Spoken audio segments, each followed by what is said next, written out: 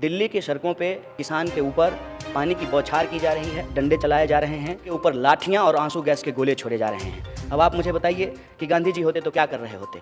गांधी जी होते तो उस प्रोटेस्ट में डंडा लेकर के अगली कतार में उस प्रोटेस्ट के साथ चल रहे होते। जिस विचारधारा की बंदूक की गोली से गांधी की हत्या की गई, उस विचारधारा की बंदूक के निशाने पे आज इस देश का जमहूरियत है, इस देश का डेमोक्रेसी है। इस बात को हमको समझना चाहिए। उसी विचारधारा की बंदूक की गोली से गौरी लंकेश की हत्या की गई, उसी विचारधारा की बंदूक की गोली से कुलवर्गी पानसारे और डॉक्टर दाभोलकर की हत्या की गई है। जब गांधी जी चंपारण गए थे किसानों के आंदोलन में शामिल होने के लिए, तो उन्होंने देखा कि मीटिंग में महिलाएं नहीं आई हैं। कस्तूरबा को उन्होंने भेजा। अब कस्तूरबा की बात आई तो मैं याद करा देता हूं। जो लोग पत्नियां छोड़ करके भाग जाते हैं वो गांधी के मूर्ति पे माला चढ़ाते हैं। गांधी जी तो कस्तूरबा को छोड़ करके नहीं भागे थे, साथ में लेकर के घूमते थे और गांधी महान भी हुए। तो ये कोई कह दे कि पत्नी को जब तक नहीं छोड़िएगा तब तक महान नहीं होइएगा, इस विचार को आप समझ लीजिए। कस्तूरबा को उन्होंने कहा कि पता करो कि महिलाएं मीटिंग में क्यों नहीं आई हैं। कस्तूरबा जब गई तो पता चला कि लोगों की इतनी हैसियत नहीं है कि 4 साड़ी खरीद सकें। तो महिलाओं ने कहा कि हमारे घर में एक ही ऐसी साड़ी है जिसको पहन करके बाहर जा सकते हैं और हम 4 औरतें हैं, तो हमने तय किया कि कोई एक क्यों जाए, तो हम चारों नहीं गए। इसको कहते हैं यूनिटी। हम चारों नहीं गए। यह बात वो गांधी को आकर के बताए और गांधी ने तय किया कि हम कभी भी सूट बूट पहन करके जनता के बीच में नहीं जाएंगे। और आज क्या है कि जिनके पास सूट बूट नहीं था वो सरकार में इसीलिए आए हैं ताकि वो मोदी मोदी लिखा हुआ सूट पहन सके। इस फर्क को आप समझिए। हर पीला चीज जो है सोना नहीं होता है और हर गुजराती गांधी नहीं होता है। इस बात को आपको समझना चाहिए। और ये जो हकीकत है, आप विचार करके देखें कि आज के हमारे नेता कैसे हैं, कैसे वो गांधी के ऊपर फूल डालते हैं। गांधी अगर माने आप पुनर्जन्म और आत्मा में भरोसा करते हैं, अगर आप जो है GTV बहुत देखे हैं, तो सोचिए, इमेजिन कीजिए अगर गांधी की आत्मा होगी उस मूर्ति में तो क्या कह रही होगी? भाई वैष्णव जनते तेने कहिए पीड़ पड़ाई जाने रही, कहां लेकर के आ गए हो? हम देश के लिए सूट खोल दिए और तुम देश के लिए सूट पहन लिए। ये विचार तो समझ में नहीं आता है। और किसान के लिए लड़ते थे, वो किसानों के लिए संघर्ष करते थे। आज जो रूरल इकोनॉमी की हालत की गई है, आज ही के दिन, ये कोई इत्तेफाक नहीं है। इस देश में 12,000 किसान एक साल में आत्महत्या करते हैं। और उन किसानों को जो बीमा देने वाली कंपनी है, बीमा किसी को नहीं मिलता है, कंपनी को 10,000 करोड़ का मुनाफा होता है। मोदी जी के दोस्त हैं, 10,000 करोड़ का। और जिस तरीके से रूरल इकोनॉमी डिस्ट्रॉय किया गया है, उसका नतीजा यह है कि जब आप हैदराबाद की सड़कों पर निकलेंगे तो आप सोचते हैं पता नहीं कब ऑफिस पहुंचेंगे। जब गांव बर्बाद हो जाएंगे, गांव नहीं होंगे, तो शहर सुंदर हो जाएगा। ये समझ में ही नहीं आता है। गांधी जी के ऊपर बस 2 तारीख को माला चढ़ा दो और बाकी गांधी के विचार जाएं भाड़ में। गांधी ने जो रूरल इकोनॉमी को स्ट्रेंथन करने की बात कही थी वो जाए भाड़ में। आज गांधी होते तो जिस तरीके से अंग्रेजों के खिलाफ वो नील आंदोलन को, नील की जो खेती होती थी, नील सत्याग्रह जो हुआ था, उसको लीड कर रहे थे, आज जो किसानों की आत्महत्या हो रही है उसके खिलाफ भी गांधी अगली कतार में खड़ा होकर के संघर्ष कर रहे होते। ये बात हमको समझना चाहिए। किसान मर रहे हैं और उसको बीमा देने वाली कंपनी को मुनाफा पे मुनाफा होता जा रहा है। और प्रधानमंत्री कह रहे हैं कि किसानों की आय को हम दोगुना कर देंगे। कैसे कर देंगे?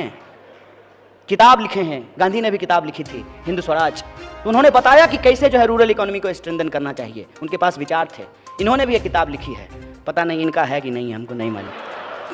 वो किताब में कहते हैं कि कचरा उठाने में आध्यात्मिक सुख मिलता है। अगर आध्यात्मिक सुख मिलता है तो सारे मंत्री को सुबह उठ करके मंदिर जाने के बजाय गटर में डुबकी लगाना चाहिए। ये क्या है? ये है झूठ। इसको कहते हैं झूठ। खुलेआम झूठ बोलिए। देश की इकोनॉमी बर्बाद हो जाए, रूरल इकोनॉमी बर्बाद हो जाए और आप कहिए कि हम स्मार्ट सिटी बनाएंगे। अब सिटी स्मार्ट कैसे होता है हमको समझ में आज तक नहीं आया है। हम तो इंसान ही स्मार्ट होता है, ये आज तक नहीं समझ में आया कि स्मार्ट इंसान किसको कहते हैं। और यह जो स्मार्टनेस है, यह स्मार्टनेस टीवी पे बिकता है, झूठ बिकता है। जो दिखता है सो बिकता है, झूठ दिखता है और झूठ बिकता है। स्मार्ट बनाने के लिए क्या होता है? फेयर एंड लवली लगाइए, स्मार्ट हो जाइएगा। क्रीम लगाने से लोग स्मार्ट होता है। तो ऐसा करेंगे, क्रीम हम भैंस को लगा देंगे, भैंस भी स्मार्ट हो जाएगी। सब कुछ कहेंगे गांधी जी महान आदमी थे, गांधी जी अपना पखाना साफ करते थे, गांधी जी सादा जीवन उच्च विचार करते थे। और गांधी जी का कोई भी चीज अपने ऊपर लागू नहीं कराएंगे। ना सादा जीवन उच्च विचार लागू करेंगे, ना रूरल इकोनॉमी को लागू करेंगे, ना किसानों की आत्महत्या पे कुछ बोलेंगे, ना गांधी की हत्या पे कुछ बोलेंगे।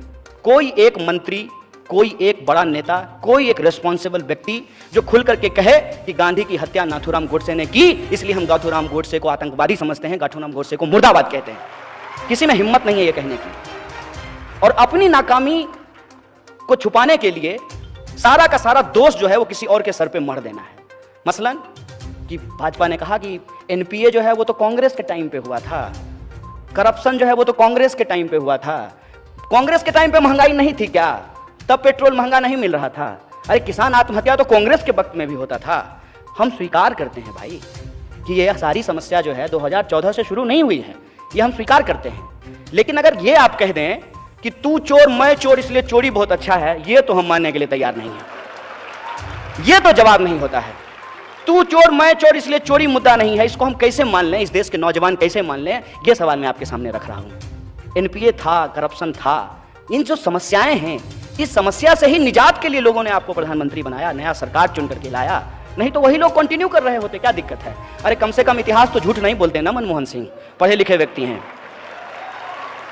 कम से कम इकोनॉमी पढ़े हुए थे, इकोनॉमी समझे हुए थे, तो कोई इकोनॉमिक डिसीजन लेते तो डीमोनेटाइजेशन जैसा ब्लंडर तो कम से कम नहीं किए होते। ये तो होता ना। मैं किसी के समर्थन में नहीं बोल रहा हूं। आज जब मैं गांधी की बात कर रहा हूं, लाल बहादुर शास्त्री की बात कर रहा हूं, तो देश में क्या होना चाहिए, लोकतंत्र में क्या होना चाहिए, क्या जरूरी है हमारे आने वाली पीढ़ी के लिए, समानता क्यों जरूरी है समाज के लिए, मैं इस पर बात कर रहा हूं। और ये क्या मतलब होता है? हर सवाल को गुमराह करके आप नेहरू के पास पहुंचा देना चाहते हैं। अजीब बात है। मुझे तो लग रहा है कि इस दिन आप लोग भी इंतजार कीजिए, किसी दिन स्टेटमेंट आएगा मोदी जी का। मोदी जी जैसे कह रहे हैं ना कि इतने सालों का गड्ढा है, 70 साल में कांग्रेस ने जो है इस देश को लूट लिया है, तो उसको ठीक करने में वक्त मिलेगा। एक तो 70 साल जब ये बोलते हैं, तब जो है ये उसमें बीपी सिंह को भी जोड़ लेते हैं, अटल बिहारी वाजपेयी के 6 साल को भी जोड़ लेते हैं। और इनका ये मानना है कि अटल बिहारी वाजपेयी का जो 6 साल था उसमें भी कोई काम नहीं हुआ था। उससे भी आगे बढ़ करके कोई इनका समर्थक तो ये जाके कह देता है कि 1100 साल के बाद जो है एक हिंदू प्रधानमंत्री बना है। इस पे विचार कीजिए कि गांधी क्या कहते थे। गांधी कहते थे कि ईश्वर अल्लाह तेरे नाम सबको सन्मति दे भगवान। आज देश का जो प्रधानमंत्री है वो कब्रिस्तान और शमशान की बात कर रहा है। आप हिंदुस्तान की बात कीजिए, आप कब्रिस्तान और शमशान की बात क्यों कर रहे हैं? आपको हिंदुस्तान की बात करने के लिए इस देश का प्रधानमंत्री बनाया गया है, लेकिन आप हिंदुस्तान की बात नहीं करेंगे। ये जो सिचुएशन है, इस सिचुएशन में हमको यह विचार करना पड़ेगा कि हम किस तरीके से देश का निर्माण करेंगे। और देश का निर्माण करने के संबंध में एक इंपॉर्टेंट बात मैं आपको बता दूं, इस देश का जो डेमोक्रेटिक प्रोसीजर है, उस प्रोसीजर पे हमको स्टिक होना पड़ेगा। क्या है प्रोसीजर? प्रोसीजर ये है कि पिछली सरकार की जो गलतियां थी, उन गलतियों से जनता नाखुश थी और जनता ने पार्लियामेंट्री डेमोक्रेसी में नए लोगों को अपना मत दिया और नए लोगों की सरकार बनी। अब नए लोगों की जब सरकार बनी, वो भी यदि गलती कर रहे हैं, वो भी जो वादा किया वो यदि पूरा नहीं कर रहे हैं, तो उनको भी सत्ता से जाना चाहिए। यही लोकतंत्र है, यही पार्लियामेंट्री डेमोक्रेसी है। ये हमको दिमाग में डालना चाहिए। और ये बात हमारे दिमाग में ना आए, इस दिशा में हम सोच ना पाए, इसीलिए ये जो आप कहते हैं ना, सच का तो छोड़ दीजिए, झूठ जो है वो इस कदर हमारे दिमाग में घुसाया जा रहा है कि हम सच के इर्द गिर्द भी नहीं पहुंच पाते हैं। और वो क्या है? साफ साफ कहते हैं कि एनपीए कांग्रेस के वक्त में इतना लाख करोड़ हो गया था। होगा, लेकिन आपसे तो हिसाब हम तब का पूछेंगे ना, जब आप अप्रैल 2014 से लेकर के अप्रैल 2018 के बीच में 3,16,000 करोड़ रुपया जो है लोन का, कॉर्पोरेट लोन का माफ़ कर दिए हैं वित्त मंत्री रहते हुए। ये सवाल तो हम आपसे पूछेंगे ना, कि ये सवाल जो है हम पूछने के लिए इंदिरा गांधी से जाएं, ये सवाल पूछने के लिए हम नेहरू से के पास जाएं, ये प्रश्न है। और ये सवाल जब आप पूछेंगे तो साफ साफ आपको कह दिया जाएगा कि कांग्रेस ने जो गलती की है उसकी वजह से आज जो भी समस्या है वो देश जूझ रहा है। तो कल को अपनी नाकामी छुपाने के लिए प्रधानमंत्री कह देंगे कि पिछले 5 साल में हम कुछ इसलिए नहीं कर पाए क्योंकि हम कांग्रेस के वक्त में पैदा हुए थे। इस बहानेबाजी का क्या मतलब है? और हम एक आइडियोलॉजिकल प्रश्न आपसे पूछ रहे हैं, लोकतंत्र के हवाले से ये सवाल हम आपसे पूछ रहे हैं कि लोकतंत्र को कैसे चलना चाहिए, लोकतंत्र में क्या जरूरी है। और लोकतंत्र में जो हमने पढ़ा है, माने हम डिग्री भी दिखाने के लिए तैयार हैं, हमारा डिग्री देख लीजिए। हमने जो पढ़ा है, हमने ये पढ़ा है कि लोकतंत्र में लोग सबसे इंपॉर्टेंट होते हैं। और आज लोग के सवाल को अलग अलग तरीके से गुमराह किया जा रहा है। बुनियादी सवाल क्या है? बुनियादी सवाल यह है कि देश के भीतर शिक्षा में बजट कटौती क्यों की जा रही है।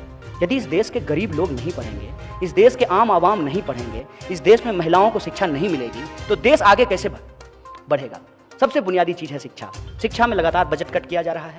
जो किसान हैं, जो सबके लिए अनाज पैदा करते हैं, सबका पेट भरते हैं, प्रधानमंत्री जी के लिए भी मशरूम वही उगाते हैं, किसान ही उगाते हैं, वो किसान आत्महत्या कर रहे हैं, ये सवाल है। मजदूरों को उनकी न्यूनतम मजदूरी नहीं मिल रही है। आए दिन सफाई कर्मचारी गटर में उतर करके जहरीली गैस से मर जा रहे हैं और सरकार के जो समर्थक हैं वो अजीबोगरीब बयान देते हैं। एक तो जज साहब हैं, मैंने न्यायपालिका भी रो दी होगी उनके उस सवाल से। एक जज साहब ने कहा कि मोर मोरनी के आंख में आंसू डाल देता इसलिए बच्चा पैदा होता। हमको तो सुन करके लगा कि हिंदू धर्म तो नहीं खतरे में है, लेकिन इस देश में विज्ञान, लॉजिक, गणित, दर्शन, इतिहास ये जरूर खतरे में है। इस तरीके की बातें जो है वो की जाती है। और ये आप मत समझिए कि ये ऐसे ही किया जाता है, ये जानबूझ करके किया जाता है, क्योंकि ये एक डिजाइन है। डिजाइन ये है कि इतनी बार झूठ बोलो कि वो झूठ को ही लोग सच मानने लगे। और इसीलिए ये बात आज बार बार बोली जा रही है कि politics is all about perception. No man, politics is just not all about perception. Politics is all about perspective. That is more important. That we have to